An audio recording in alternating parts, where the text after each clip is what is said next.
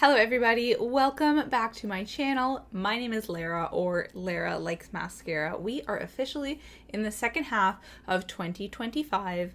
I mean, we've been in the second half for a little bit because it is now, when I'm filming this, end of July, but I think it's going to be early August when this goes up. But what that means is it is time for an update on how my relationship to makeup is going recently. I like to do these updates 3 or 4 times a year.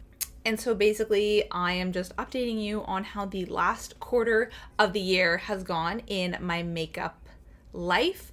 I give a little update on my makeup no buy or low buy, depending on what I'm on. I give an update on all of my empties, on all of my recent declutters, on the projects that I'm on. So project pan, dark lipstick project pan, blush roulette, eyeshadow roulette, and I talk about all of the new things that have come into my collection since the last update, if I have purchased anything recently. And then I also like to look ahead, and as the closer we get to the end of the year, the more I think about my goals for the end of the year. And my main goal in 2025 is to get my collection down to 125 makeup products. And so I'm going to be thinking a lot about that in today's video and talking about if I am on track to reach that goal.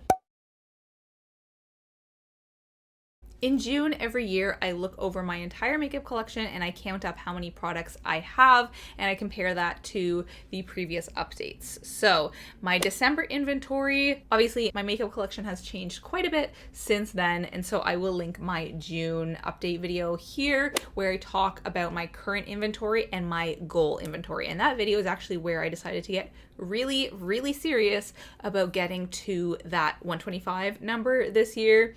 And basically, I think the TLDR is that it's going to be possible to get to that point, but challenging. I am really going to have to work on panning specific products. And so as a result of that, I switched up my project pan from just, panning some products that were realistically going to be done soon and other products that I just wanted to get more use out of. I changed it all up. So all of the products in that project are things that I think I can feasibly finish by the end of the year. Because if I finish about 10 products before the end of 2025, and then if I declutter another 2 or 3 products, I'm going to be able to get to that 125 number. Here's the project pan video that I was mentioning. I never do this, but I'm actually having a glass of rosé. I'm filming a lot of content today, and I just thought it would be fun to have a little glass of wine, but maybe I should have had a coffee instead of a glass of wine because it's been a lot of talking that I've had to do so far today. But just because I was away for 3 days last week, and then I'm going to be away again for 3 days next week, I just have to pre-film a bunch of content.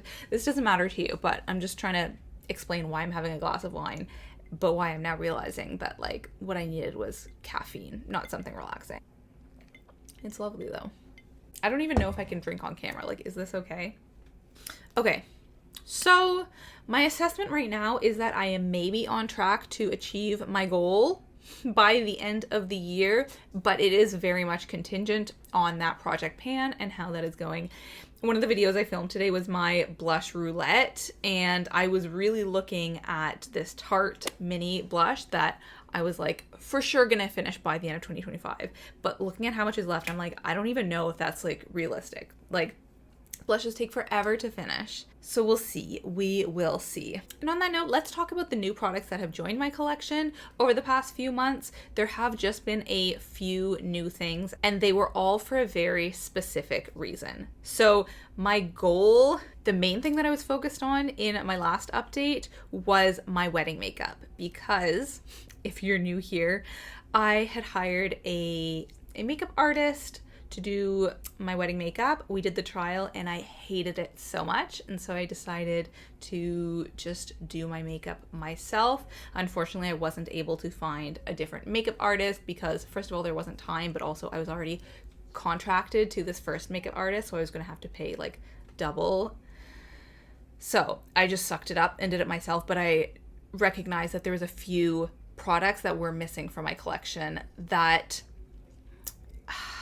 that maybe I would not have purchased if not for this wedding makeup situation.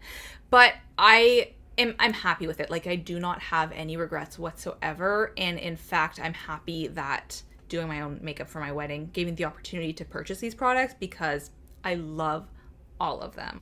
I'm so happy with them. And I think that bringing these new things into my collection helped me to not feel like I need any new products, because I feel like I do actually have quite a few new products. Add that to the fact that I was gifted a few products at the end of December that I just started using within the past few months. So those also feel like new products, even though they're like 7 months old at this point. So I just feel like I've got a lot of newness in my collection, and I do not at all feel a desire to purchase any new makeup products. So that is really nice. But let's go through those products that I got. 3 of them are actually makeup tools, and then 3 of them are makeup products. And so I do not count makeup tools as part of my overall makeup collection. Like brushes and sponges do not count towards that number, but I still want to show them in this video, obviously.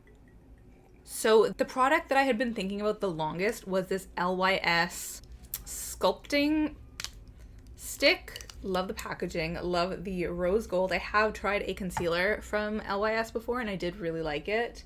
This is in the shade Harmony, and it was so hard to get a hold of because it kept selling out on Sephora, but this is just lovely. I have never owned a contour stick before, and it did take some playing around with it to figure out how I like to wear it, because I have seen quite a few people draw it directly onto their face. I have found when I do that, I'm not able to blend it out very well. Like it doesn't look right on my cheeks, and so I draw it on the back of my hand, and then from there I draw it onto my face. I'm not wearing this today. It is more of my like special occasion bronzer, because there are other bronzing products that I am trying to finish up right now, but I did just want to show it, and you can see that there has already been some progress, because for like a month or two, this was all I was reaching for. And yeah, this truly is like my favorite bronzing product I've ever owned. I'm so glad that I purchased it. And in tandem with that, I will show this brush that I got. I was basically convinced by like TikTok and YouTube that I needed this brush. And now that I own it, I get it. It's just so versatile. It's so useful to have a double-ended brush. I've spoken in previous videos about how I don't like double-ended like eyeliners or duo products generally, like duo eyeshadows or duo blushes, because you have to like both shades. But I feel like with brushes, it's the exact opposite, where a double-ended brush is way more useful than a regular brush with just one end. This side is for blush, and this side is for bronzer. This one also kept selling out on Sephora, so I just kept having to check back to see if it was available. But yeah, I love this. So glad that it's in my collection. With cream blushes, I do actually have a brush that I can use for cream blushes, but for cream bronzers, I had nothing. Like I had no brush that would work for cream bronzers, so I actually knew that I needed this. Like I didn't need to buy this exact product, but I was like, I might as well get something that I've heard raves and raves about and can be used for dual purpose, you know? So really love it, and I will definitely be looking into dual-ended brushes in the future when I do need them, because it just feels more useful. So those two are obviously from Sephora. The only other high-end product that I got, this was a birthday present from my sister. It is something that it's gotten all scratched. I did ask for it for my birthday because I had considered purchasing it myself, but ultimately decided I didn't need it because this is specifically for concealer under the eyes, and I have a sponge, and that's usually how I blend out my concealer. So it wasn't like I needed it in the same way that I needed a cream bronzer brush, but I still did feel like I need it. And now that I have it, I'm like, I get it. I get why people have a different brush for blending out their under eye concealer. This is just so good. It's from Rare Beauty. This one and I think Hourglass one, they are supposed to be the best. Hourglass is not cruelty free, so I just asked for the other one, and yeah, it's lovely. I'm pretty much just use it for the under eyes, sometimes a little bit around my nose or my chin, but I don't like it as much for like other areas of my face. I would just use a sponge to blend out the concealer in other areas. But this has been super lovely. And now that I've tried these two high-end brushes that I like so much, I'm definitely thinking about upgrading the other brushes in my collection, because I feel like this has made such a difference to my makeup life. And it's kind of like cheating, because I'm like, oh, I could get these new brushes, and then it doesn't count as like new makeup products or adding to my overall makeup inventory because they're not makeup products. So obviously I don't want to go overboard, but yeah, that is something to keep in mind, that makeup brushes can really change your makeup game, just in the same way that makeup can change your makeup game. So those are the 3 Sephora products, and then I actually ended up getting 3 drugstore products. These 3 were all for my wedding. So the first one, I had been wanting something like this for a while, and I did talk about it in videos. This was the e.l.f. Brow Lift, and I just wanted a product that didn't have any color, but that I would be able to put on a spoolie and then basically comb my brows up to get that like fluffy or soap brow look, because I had never had anything like that before. I've just had like brow gel, you know, and this is very effective, and it's way stronger hold than any brow gel I've ever tried before. Again, this is like a special occasion product. I'm trying to finish up my current brow gel, and once I'm done that, then I might use this a bit more, but I really like it. I like how fluffy it makes my brows. I'm not wearing it today. But yeah, this was a great purchase. Maybe not a need, but again, I don't have anything else like this in my collection, and I really wanted those big fluffy brows for my wedding. By the way, the wedding was in May, and I think the last update of this was like April. So that's why I didn't have these products at that point. The next product is this NYX Pro Fix Stick Correcting Concealer. This is something that I would not have purchased if not for the wedding. Like this I probably would have, this I probably would have, but I was happy with my concealer collection, which by the way was just one. I only had one concealer in my collection, and I felt like that was enough, but it's a very light coverage concealer, and it was basically the same color as my foundation. And from what I saw of like wedding makeup and wedding makeup tutorials, people always used a heavy coverage and like quite light shade of concealer under the eyes. And again, this is a like, oh, I was convinced that I needed that, but I think that was the right choice. Like when I use this, I can tell it makes such a big difference compared to my other concealer. It just really lightens up the eye area. Even today, I was like, oh, it looks like I put like a light, you know, my light eyeliner in like the inner corner. It looks like I put that on, but I didn't. I just used this bright concealer. This is in the shade Vanilla, and I love it. Super affordable. I think this is probably like $11 to $13, though it might have been on sale. And man, you can see I have used a lot of this. Look down there. This, even within a few uses of it, I already knew this was going to be a repurchase. Just so great and so brightening for under the eyes. So love this. And again, I'm glad that the wedding makeup industrial complex convinced me I needed this. And the last product was also a makeup tool. Sorry, there is some product on this right now because I did use it recently, but this is a powder puff. I think that's what it's called, a triangle powder puff. And this is from e.l.f. I think Kelly Gooch was the one who was talking about this. She actually has smaller ones from e.l.f. She has like a 3-pack, but they just were not available in Canada. So this was super similar. It's just that it came as like a 1 large one rather than 3 small ones.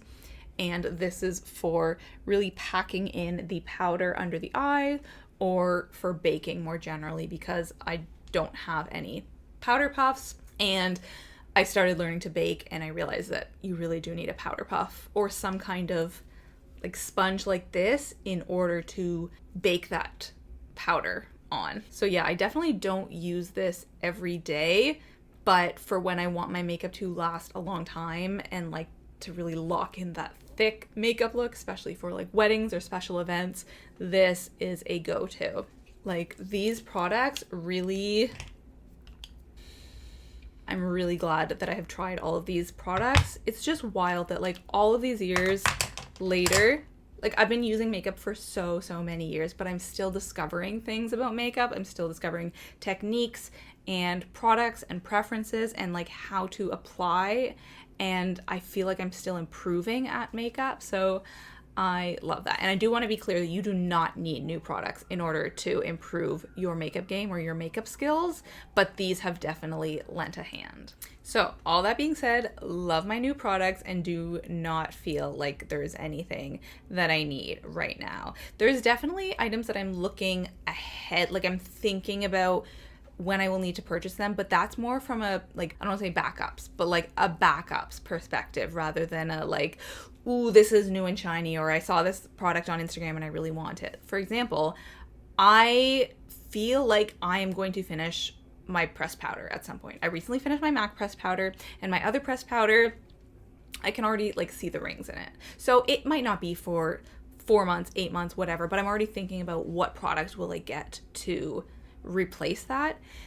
And another thing is brown eyeliner. I do not currently have any brown eyeliners in my collection because I finished my one and only. So I'm like, what am I going to get to replace that? But with both of those, I don't feel any rush to replace them. So we're going to leave that for 2026 because in 2025, we are moving things out. We're not getting any new makeup. So yeah, not planning to purchase any new products before the end of 2025. And another thing is that I have not been decluttered any makeup products this year. The last 2 years, people have decluttered a lot of makeup to me, for which I am very grateful because some of these products have been like my favorite things. Like I've ended up loving so many of them. But decluttered makeup products is just like, it's kind of something you can't necessarily predict. A friend will just give me makeup and I'll be like, oh my God, like, first of all, I don't want to say no for them. Like, I don't want to say, no, I don't want your makeup, but I also don't want to say no because, like, I actually do want this makeup, you know? I'm not just, like, making that up. So when people offer me makeup, I have a hard time saying no. So it's just better if they don't offer me makeup in the first place. And so far, nobody has. So I'm crossing my fingers that that continues this year. I do not want to bring new makeup products in. I think a couple new products would be fine. If it's like 2 or 3, sure. I think I might still be able to get to 125. But if it's like a big haul, if we're talking 5 to 10 products, no way am I going to reach 125 in 2025. So yeah, just crossing my fingers for no makeup declutters, although I realize that I do have some agency in these situations if I have offered makeup, but I just have a hard time saying no. I also thought it was interesting watching back my most recent update from like the first quarter of the year. I talked about how I was really struggling to declutter products. I had done a big declutter in January 2025, and since then I had decluttered like nothing. I just was not able to convince myself to declutter anything. But I predicted that I would be better with makeup empties and I would be panning more products because, again, the first few months of the year, there was not many makeup products that I was able to pan.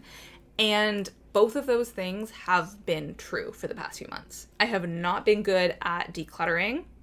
I've maybe decluttered 2 products in the past 2 months, something like that. But panning, I have panned quite a few makeup products since that last video. And as I've said before, this is sort of how panning works for me over the course of the year. There's not very many at the beginning of the year, but then because I have a bunch of products in my project pan from January to December, by December, more and more of them are going to be finished because I've had 12 months to work on them. So that's part of it. But another part of it is that I'm a PhD student, but I also work throughout the year on like some specific contracts. And so at the moment I am working full time. I was last summer as well. And when I'm working, I am wearing makeup most days. Whereas when I'm just like being a student full time, I am not wearing makeup to be a student because my PhD looks like me sitting at my desk in front of my laptop by myself, maybe 1 or 2 meetings a week. But me working full time means that I am in the office 3 days a week. And so I'm wearing makeup on all of those days. So I just end up wearing more makeup when I am working, which means that I am panning more products. On top of that, it's been spring and summer, and so I'm a lot busier in spring and summer months. I have way more plans, and when I have plans, I wear makeup. When I'm just home alone not seeing anyone, I don't wear makeup. You see what I mean? So working full-time definitely changes my makeup habits. I would say that I do have minimal eyeshadow use. Like, I'm not usually wearing eyeshadow to the office, but basically everything else I am using up. Most days I would be wearing foundation, concealer, brows, mascara, blush, bronzer. Well, maybe not bronzer every day, but you know what I mean? Like, most categories are being used every day when I'm going to the office. But that's sort of consistent with the rest of my life. Like, eyeshadow it just doesn't get used up. I do also want to briefly check in about how the projects are going, because right now, in addition to my project pan, I also have a blush roulette going and a dark lipstick project pan and an eyeshadow project pan. So these are kind of mixed. Yeah, they have not been as successful as I was hoping they would be, unfortunately. Like, across the board, none of them are going great. Okay, we're 25 minutes into this video, so the people who are watching are like, you know, the people who actually care. But my partner is away this week, like for over a week, and it's so weird having the place to myself. I was like, I'm literally just gonna film all day on Saturday, so that's what I've been doing. Yeah, it's a lot of talking, but I was like, oh, I'm feeling so chatty earlier. This was my thought. Maybe I should do a live. Then I was like, oh, it's probably too late to plan a live, because like I should have told people ahead of time, like no one's gonna tune in. But now I'm like, how? This is my third video I'm filming today, and I'm filming like shorts content as well. Like, no, I would not be able to do a live. But I actually would love to do a live at some point. I think that would be fun. I just don't know. Yeah, I've literally done one live before, and it was with Shauna. So I feel like it's easier when there's two people, like someone to bounce off of and like talk to if no one in the chat is asking questions, and I don't actually know how many people would show up. Probably like 10, and then, you know, maybe later people would tune in, but okay, the projects. So doing projects is a big part of my makeup life, because I feel like it really encourages me to like expand my makeup usage and reach for things that I otherwise wouldn't, and like try to get more creative and whatnot.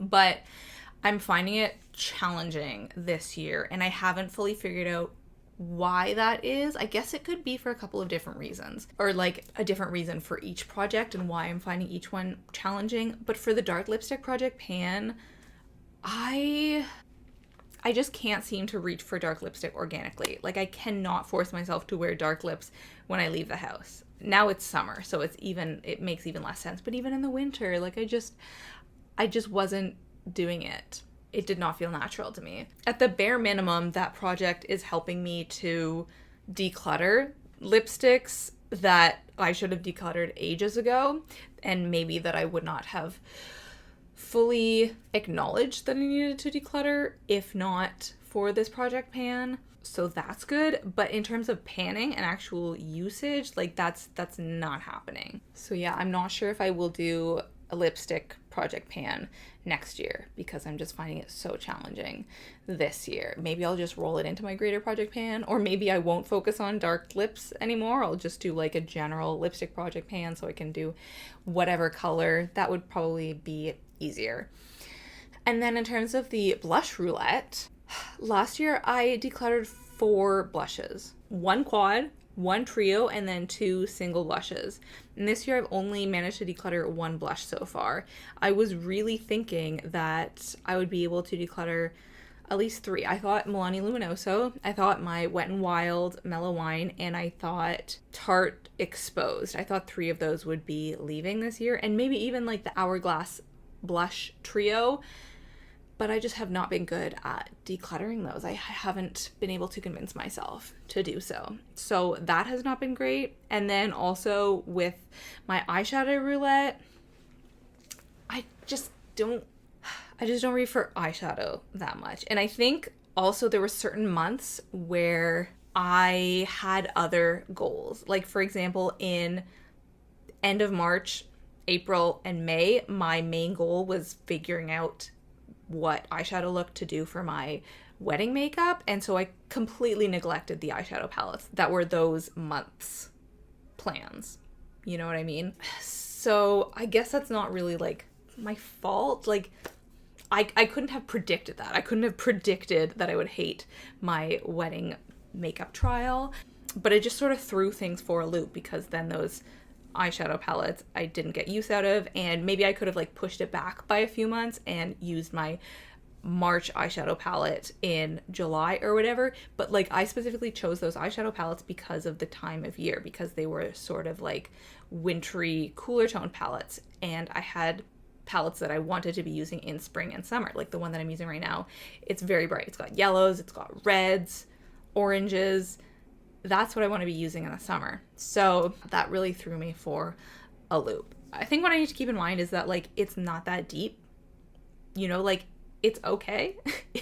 It doesn't matter. I'm not being like judged on this. I'm not getting marks. This is not school. If I don't completely adhere to my plans or my projects to like the letter of the law, it's gonna be okay. You know, like, yeah, you guys hold me accountable to an extent, but you're not gonna send me like hate mail for not doing what I said I would do. So I'm trying to keep that in mind. But it is just a bit disappointing to feel like the 3 projects that I'm on this year, none of them are going according to plan.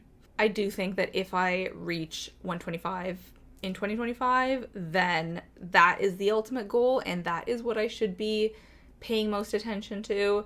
But I still want to obviously make sure that I am completing the other projects. Maybe it's just too many projects, and next year I should do 2 projects instead of 4. Project pan, eyeshadow roulette, blush roulette, lipstick project pan. Like, maybe 4 is too many. Maybe I should do 2 or 3.